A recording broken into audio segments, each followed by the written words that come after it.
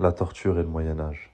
On peut se le dire, à l'époque, ils avaient vraiment des idées farfelues en termes de torture. Aujourd'hui, on va parler de la poire d'angoisse, aussi appelée poire orale, rectale ou vaginale. Charmant, n'est-ce pas? C'est l'un des instruments de torture les plus absurdes du Moyen-Âge. Vous allez me dire, mais c'est quoi cette poire? Cette poire ressemble à un fruit en métal avec plusieurs pétales articulés. Un mécanisme à vis permet de l'ouvrir progressivement, un peu comme un parapluie inversé. On insère la poire dans un orifice, bouche, rectum ou vagin, selon l'accusation du malheureux. Ça fait rêver, non? Ensuite, on tourne la vis pour ouvrir progressivement l'engin. Résultat, douleur atroce, dislocation des muscles et un énorme malaise pour tout le monde. Cet engin de torture permettait de faire taire les bavards. Tiens, t'es hérétique? Hop, une poire dans la bouche. Puis les femmes adultères. Oui, c'était une époque très friendly pour les femmes. Sanctionner les sodomites. Le Moyen-Âge et son obsession pour ce que tu fais de ton popotin.